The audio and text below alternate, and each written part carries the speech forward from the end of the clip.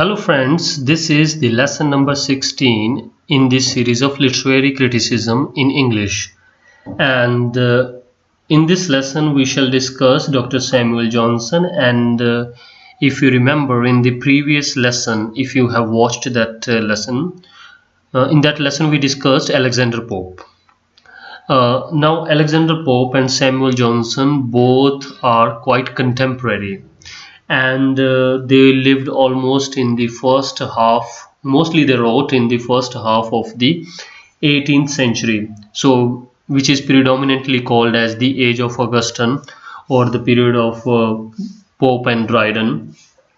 So in that period, Johnson and Alexander Pope lived and write. And unlike Alexander Pope, as Alexander Pope has given opinion about criticism, what is good critique or bad critique, how to criticize or how not to criticize. Unlike him, Samuel Johnson has given his opinion or his views about some great writers, some great poets. He has given a great analysis of William Shakespeare, John Milton.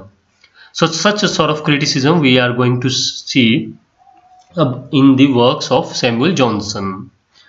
But before starting his works, I would like to tell you that the lesson I have recorded or I am recording, these are purely can be taken as audio lectures, because I am just giving you on the screen only the important words or the words for which the spellings there is possible chance that you may misspell. So that is why I'm just giving those important words or important points on the screen. Otherwise, purely you can take it as an audio lecture. There is nothing much on the screen, only to assist you in the spellings. That is why I'm just placing placing some words or important points on the screen.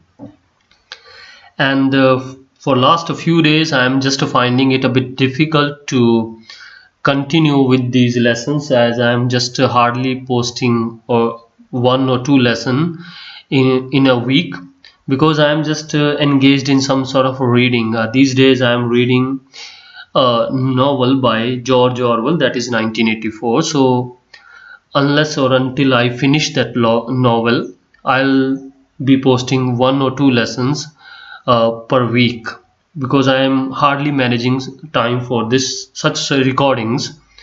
And I would also request you that if you find any chance to read, try to go for some original text. Definitely it will help your language as well, and you will get straightforward you can say interaction with the writer, how he was saying. Okay, it is may not be absolute genuine text which is given by the given by the writer, but still you will find something better than the summaries as we see on internet, on Wikipedia, or even I am just telling you such summaries. Instead, this, if we can afford, we should go for some of the original text. That will definitely give us some sort of pleasure. Okay, anyhow, and now about Dr. Johnson. Famously, he is called as Dr. Johnson. Why? He is given this title, Doctor. He has written a work which is called as a Dictionary of English Language. A Dictionary of English Language. It was published in the year 1755. And in this dictionary, he has given definition of over 40,000 words. And it is not an ordinary dictionary where you find that there is a one particular meaning of one word in one word. There are phrases or sentences for any word. Explanation is given. Sometimes you will see that such a definition is so hilarious. Like for lunch, he is saying that for lunch he is saying as much food as one's hand can hold. And so you should go to Google and search some of the keywords or some hilarious words in this about this dictionary. Okay, so one word I'm telling you here related to literature, that is essay. For essay, what Dr. Johnson is saying, a loose sally of mind and irregular digested piece not properly compositioned. This was in fact a question in the previous year in UGC NET exam. And for Augustan age, what he says, English poetry ambushed by Dryden. English poetry ambushed by Dryden. Now we are going to discuss some of his important works which are classified in the category of criticism. The first we shall discuss, that is called History of Rasselas. The History of Rasselas, and the full title is The History of Rasselas, Prince of Abyssinia. And in this work he has given the main idea we shall discuss, that is, business of a poet is to examine not the individual but the species. This is very important point, because most of his criticism will go almost similar to this sentence, or what is the main meaning of this sentence. What is required from a poet is to examine not individual, not just based on individual's experience, but the species, means of generations. And he's saying that one may not just go for his personal experiences, because in the upcoming part you will find that he has made a comparison between two writers, Lawrence Sterne and Shakespeare. So almost on the same point, that one should talk about species, not just one individual person. Now moving further about this work, it was written during one evening when he was paying tribute to his mother. He was paying tribute to his mother, and that time he wrote this work. And in this work there are only 2 or I think 4 characters are there. And Rasselas, in fact, he is the prince, he is the main character in this work. But the most of the philosophical views are given by one character, and that name is Imlac. Imlac is a poet in this work as a character, and he has given so much philosophical views which are taken as the views given by Samuel Johnson. So in this work, Rasselas is a prince and Imlac is a philosopher, and he is giving these views. So what are the views? So first, the same thing which is about examining generation, species, not just individual.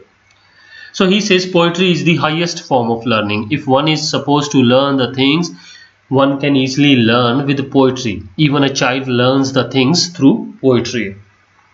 And he says that the ancient writers are the best one, as Alexander Pope says, similar view, similar opinion. And then we have one more point he is making, that one should make judgment on the basis of his own mind, with own reasons, not based on the books. If you are reading something from the books and on the basis of those rules and definitions you are reading there, and you are making judgment on the base of those things, it's not fair.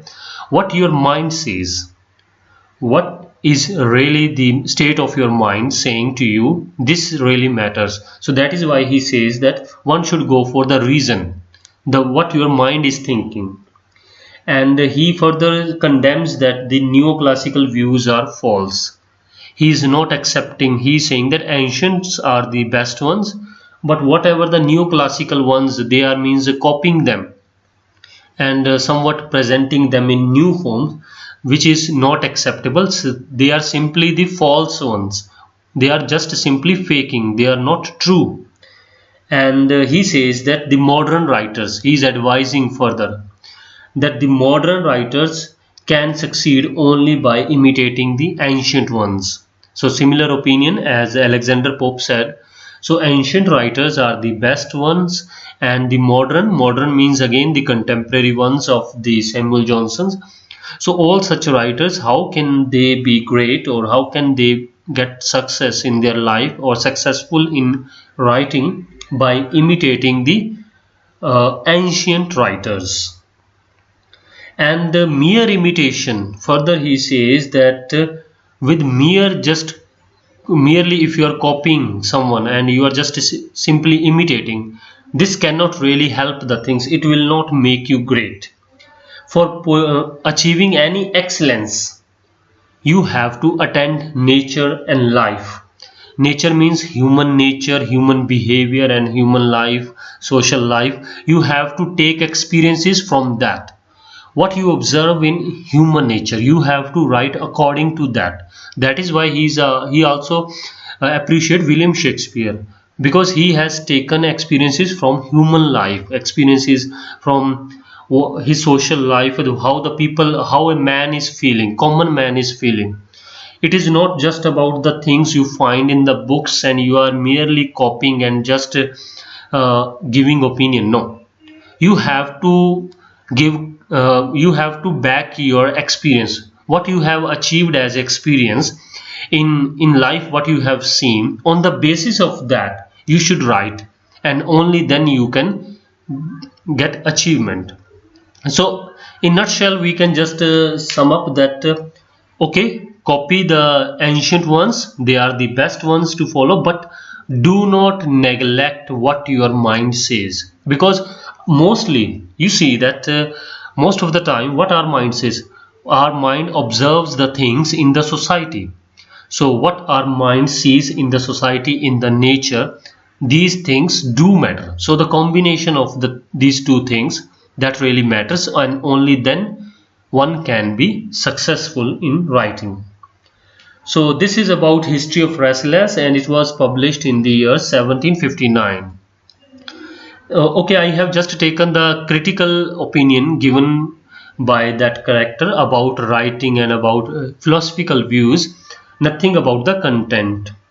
Okay, and then we have another work that is called as Johnson's Views on Poetry. And now about poetry, he is saying that poetry is art and it is uniting pleasure with truth. Pleasure mostly we get with imagination. If you are imagining something in your mind, it is not truth, it is not reality, but still it gives you pleasure. And Johnson feels that our mind get pleasure with imagination. So there are two things. The first is truth, that is also called as reason, reality, and other is imagination or pleasure. So the purpose of the poetry is to combine both these two things, truth and imagination, or other words you can say reason and pleasure. So truth means reality, what are the actual things, and imagination and pleasure is something that is beyond this world, which is just in our mind. So with poetry, the purpose of the poetry is to instruct. When someone is writing, if I am writing something, when you have read that work, and it will definitely give you some sort of instruction, some sort of appeal, and it will also give you some sort of pleasure. So the poetry is giving you some sort of a message or instruction, but it will also please you. So both things has to be there. So mostly he takes a truth as universal truth or universal appeal, which can be applied to one man, whether it is in this country or that country, or in this part of the world or in that part, any part of the world.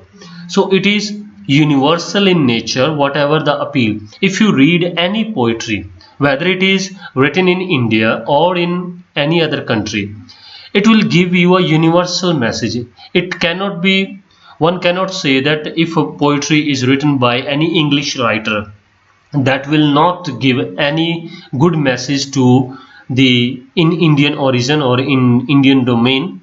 No, poetry is universal. So whatever the truth is told in the poetry, a general message or whatever we see, this is absolutely universal, and it will appeal every mind, it will give pleasure to every mind. He says that poetry pleases many and pleases long. If there is any poetry that pleases many, many means a number of people, if it is pleasing many people, then definitely it will last long as well. It means if it is universal, the content of the poetry, good poetry, If its content is universal, it will last long for ages. Why we study Aristotle, Plato, Homer? Because they lived 2000 years back, but still their thoughts are applied in any country, anywhere in the world, in any form of literature. So this is the whole fundamental given by Samuel Johnson, that with poetry we have reason and imagination. Reason can be put together with truth, and imagination gives us pleasure, and it has to be universal in nature. Then we have another work written by him, which is called as the Lives of the Poets. Lives of the Poets. It is also given this title as Lives of the most eminent English poets. The most eminent English poets. Somewhere you find this title also. And the complete title given in the preface is given as preface is biographical and critical to the work of English poets.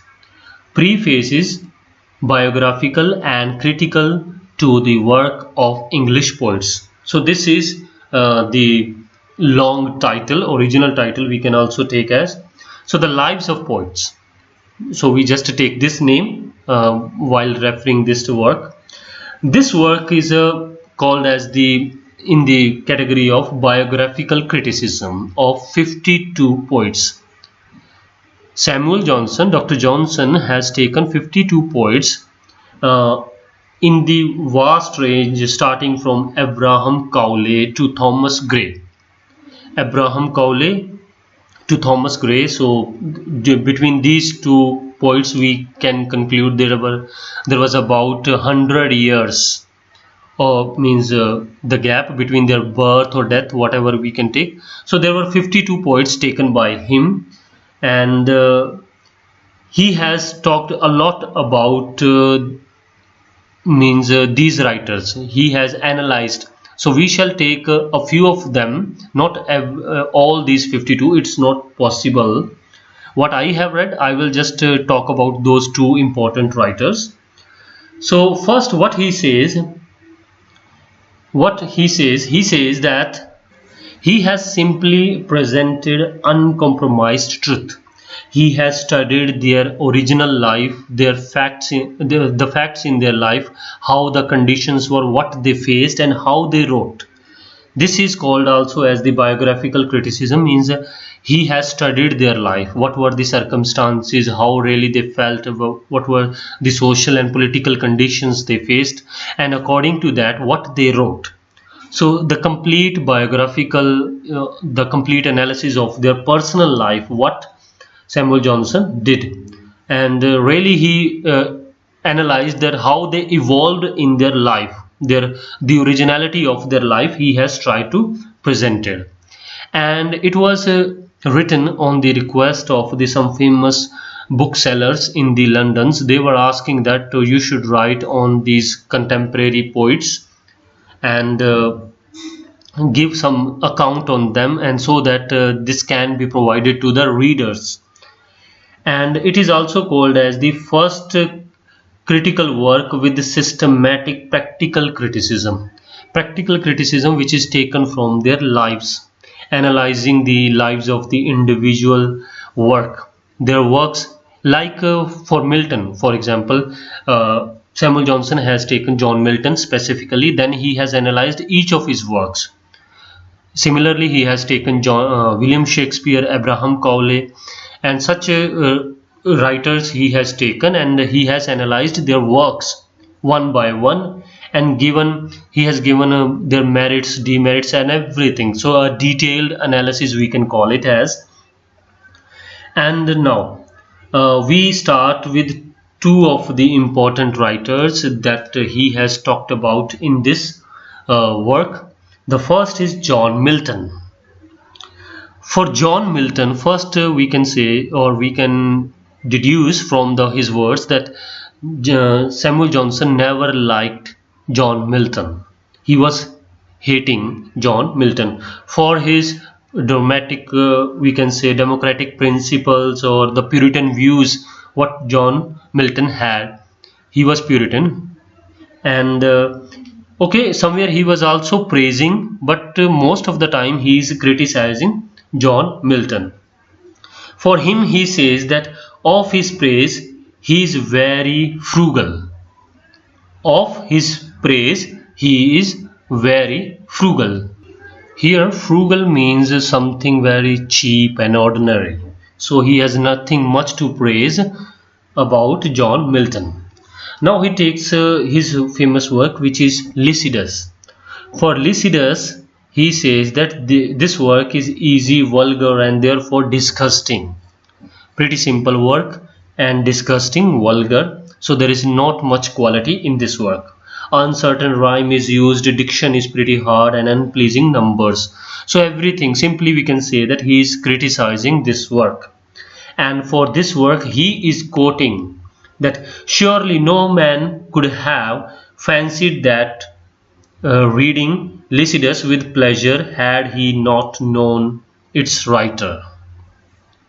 So he is making opinion that if someone is not knowing that it is written by John Milton, no one would have read this work. If the people are reading Lycidas only because there is a big name associated to it, that is John Milton. Otherwise this work deserves nothing. This work is absolutely poor or rubbish, whatever we can just criticize. So he is simply criticizing this work. He's saying that this work presents pastoral scenario of a sort of village surrounding like countryside, and it lacks in realism. So there is not much realism in this work. Uncomprehensive for people. People cannot really understand this work.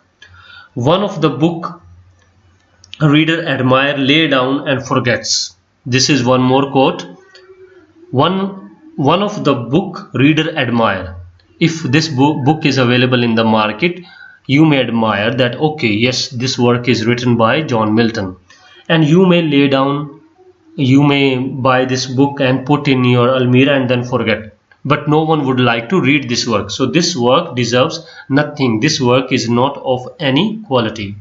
While criticizing the writing style of this work, Johnson says that where there is leisure for fiction, there is little grief.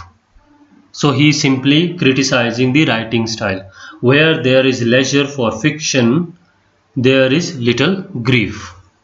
Now another work he takes, that is Comus. We shall discuss these works by the content. What is the content of these works in the British literature segment, where we analyze whatever the content of these works. But now here we are just discussing the opinion given by Dr. Johnson. So about Comus, what Johnson says, he praises this work for the defense of virtue. So he is giving some sort of praise to this work for the defense of virtues and qualities of human behavior. Had this poem not been written by Milton, he is quoting, had this poem not been written by John Milton, it would have claimed universal praise. So now he is praising the content but not the writer. He is saying that if this work is not written by, imagine if it had been written by any other writer, it would have been so great because the content is so good. But what John Milton has done, he has not justified with the content, he has not written this work well. Had this work been written by any other writer, it would have been quite universally famous, but not that famous as it is written by, because John Milton hasn't justified with the content with his writing. And the next work, for Paradise Lost, famous work written by John Milton, he praises this poem. This is epic poem, we know.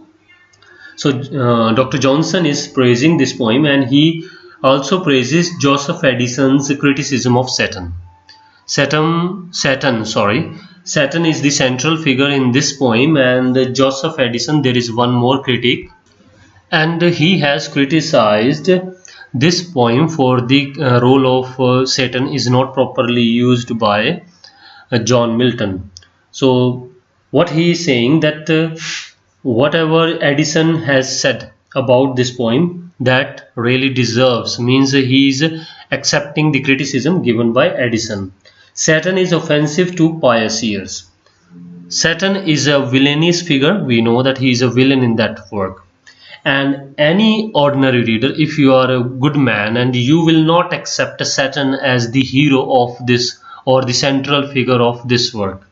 So that is why he's saying that the character of Saturn is so much high profiled in that, so it doesn't really deserve to be there. So rather any protagonist should be there rather than this anti-protagonist or villain.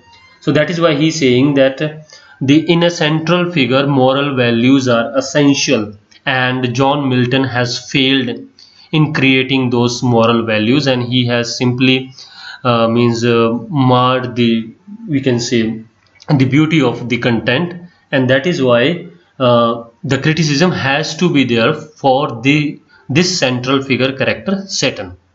This work would have been far better had there been any other character, not a villain, as a central figure. With Saturn, it cannot be accepted now. Then he gives some of the opinions about Milton's sonnet.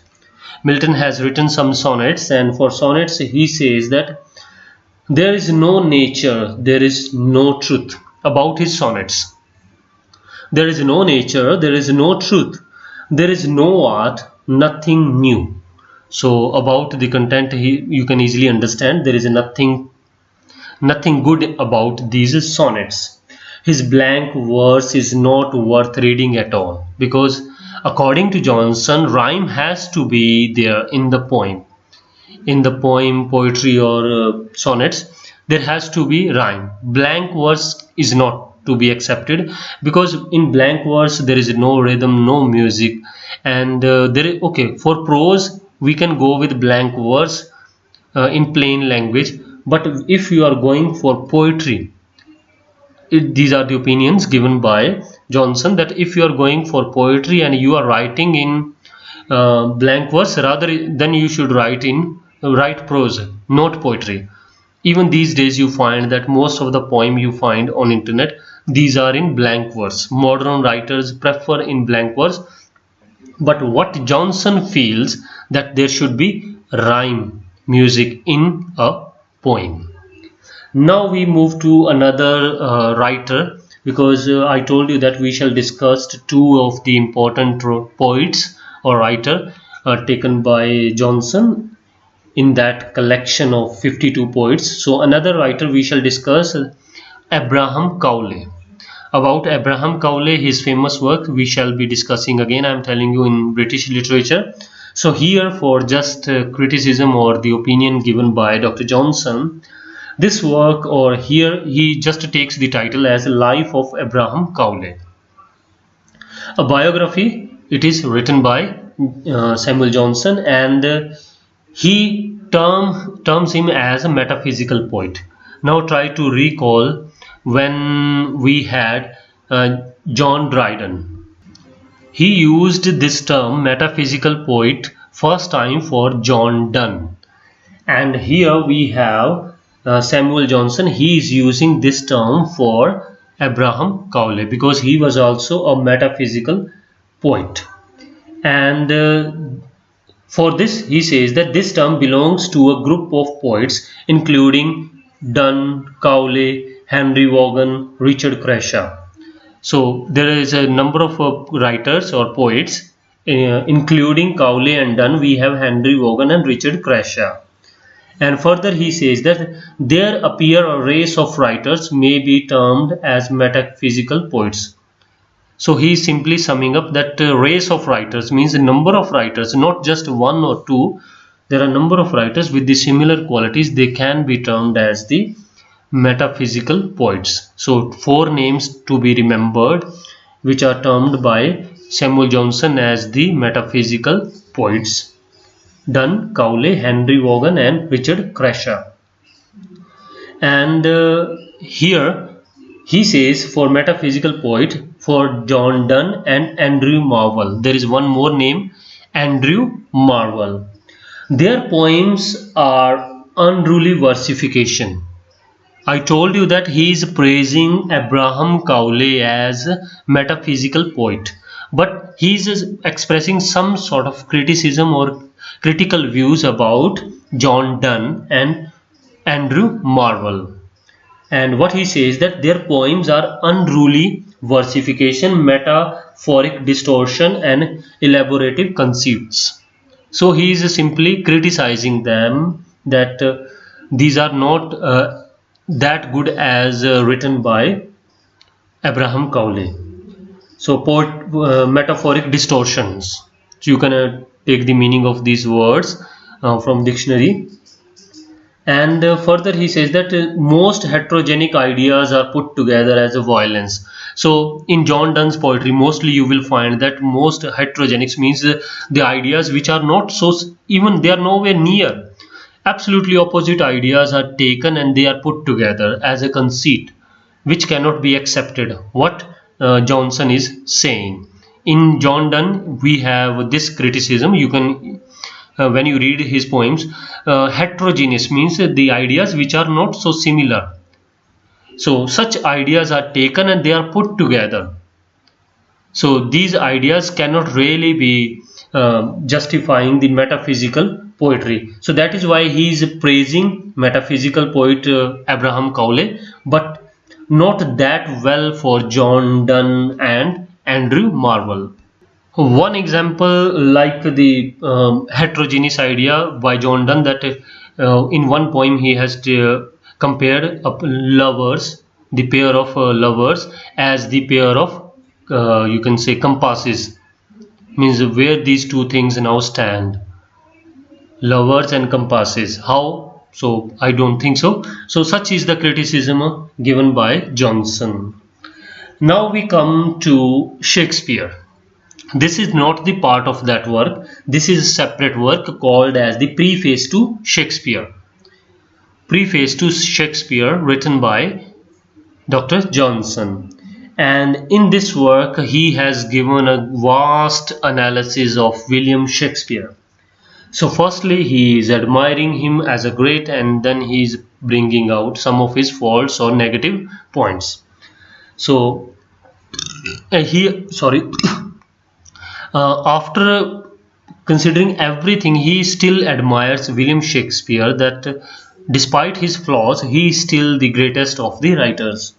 So about his demerits or the flaws or shortcomings, he takes that first, Shakespeare has no morality, no moral purpose in his writing.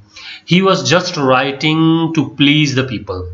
In his plays, if you go through, there is no morality, and he is simply just writing to entertain the people with his works. Then there is one more point, that out of tune he is calling him. Out of tune in sense that there is no sense of geography and history. He is simply copying the things from the history, like the plot of Juliet and Romeo and Juliet. This is taken from the history, but he is tempering that plot. He is not bringing the originality. He is simply using the historical plots and he is presenting them but with his own preferred modification, because he is modifying the things according to his desire so that he could please the audience. So such a sort of a modification, and even about the speech and the words, he says that such a high sounding speech is inappropriate.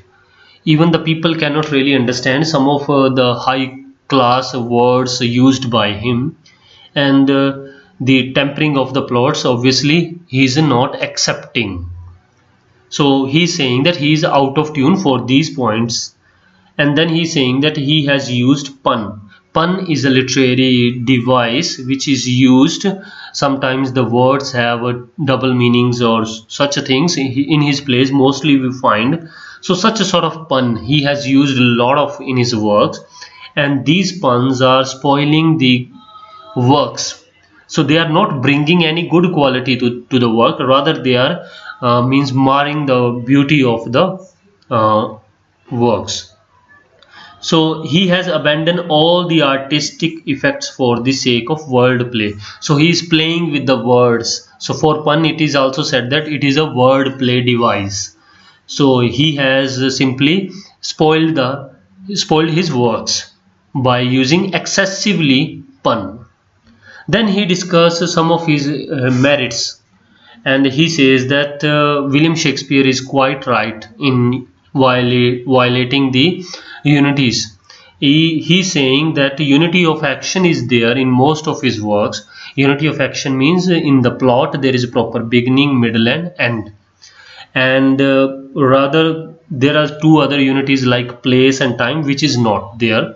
So he is still agreeing that Aristotle, okay, may have said these things in the past, but these are not applicable in these days drama. Everything can be imagined properly by the audience, so unity of time and place may not be that important.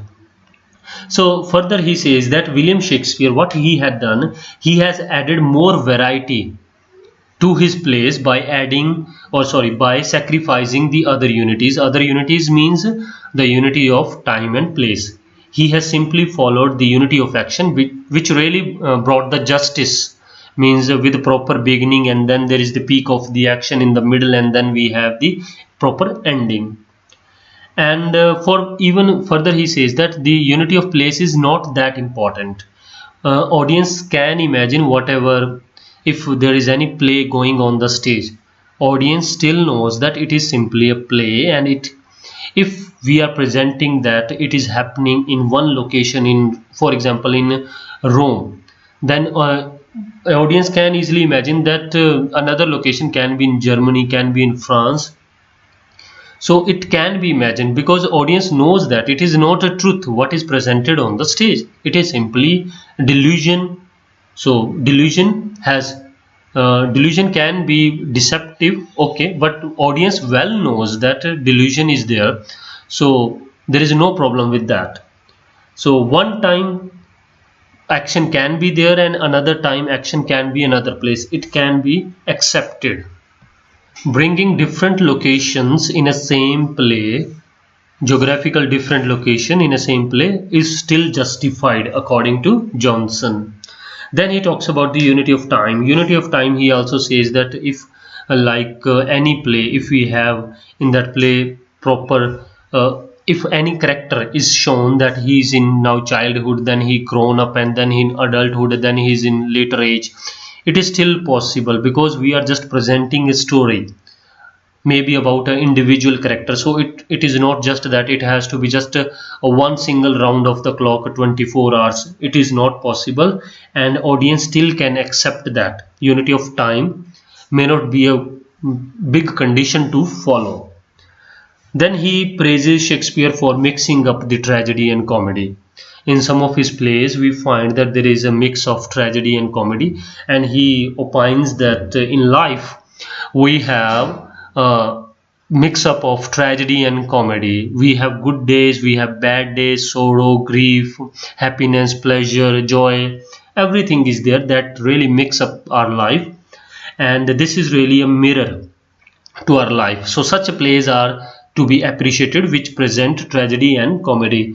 So it really is a mirror to nature. Nature means human nature, human life.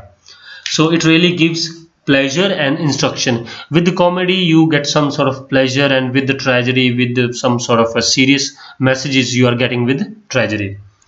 And then he says that Shakespeare is well good in imitating nature. Nature, again I am saying nature we have to take to the about the human life, human behavior. So Shakespeare, he's a good poet or good writer of nature.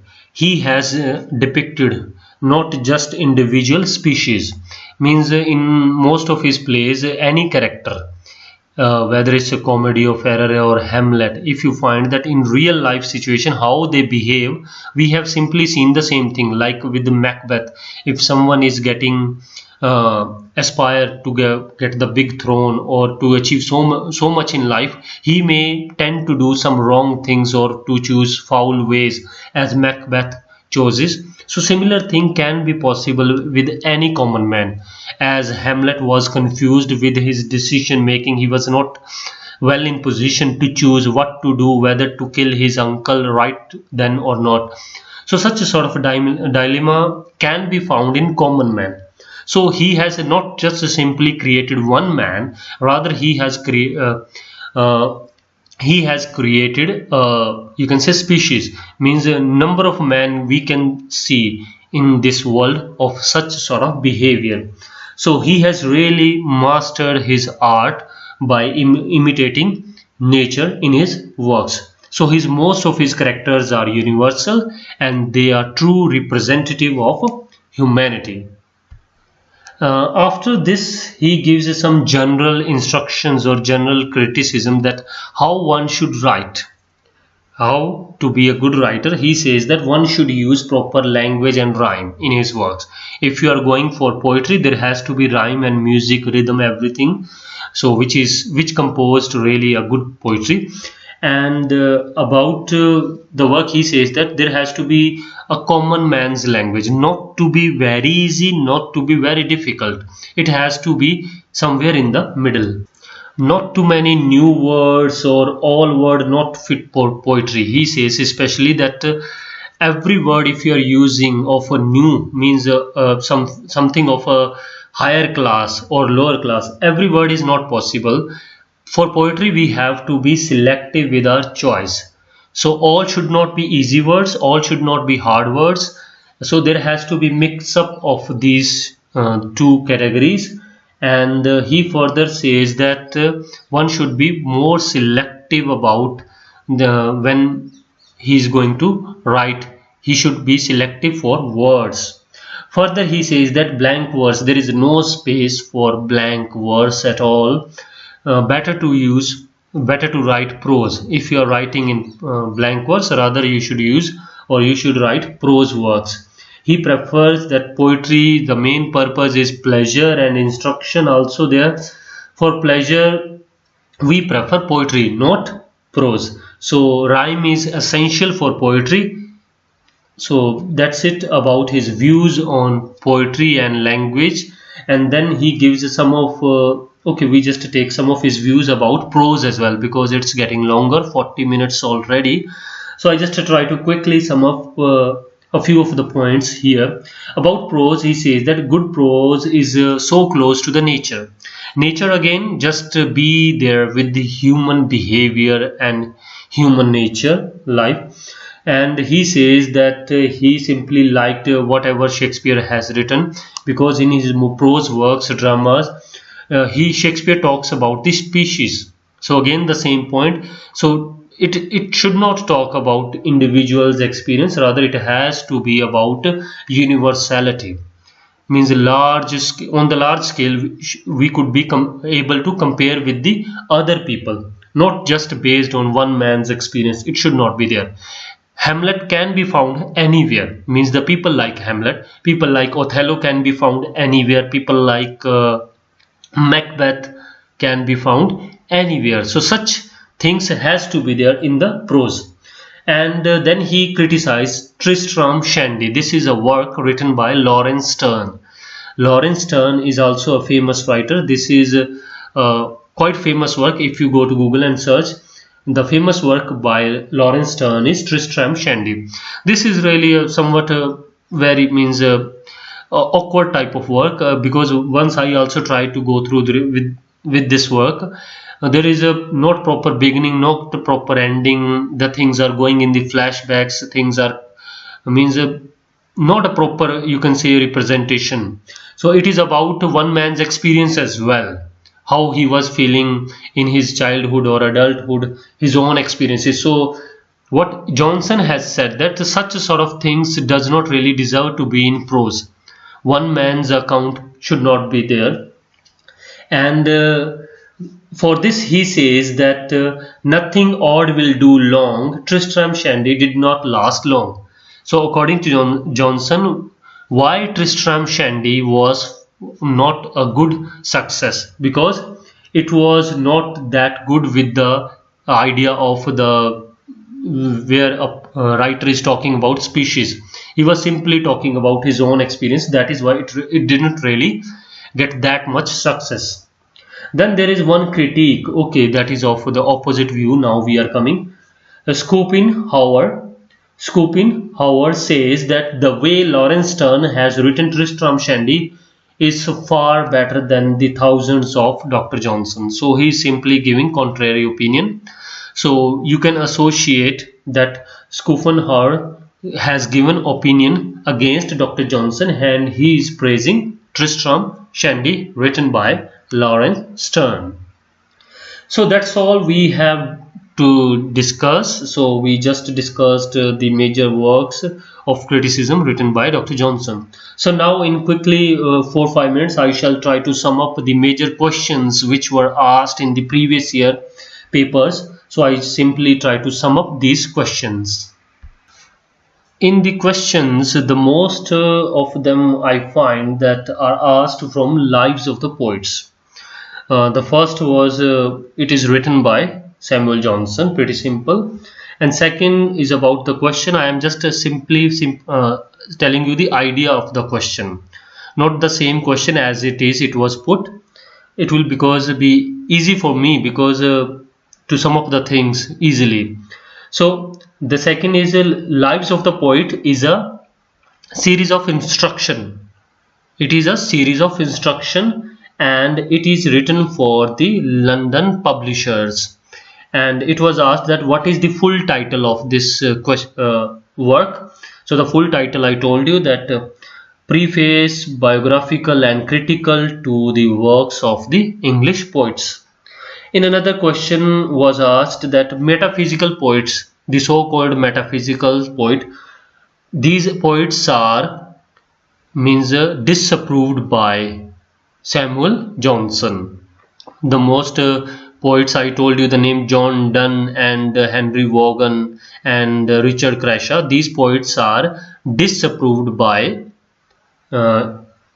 Samuel Johnson, and he is simply approving only this poet Abraham Cowley as metaphysical poet.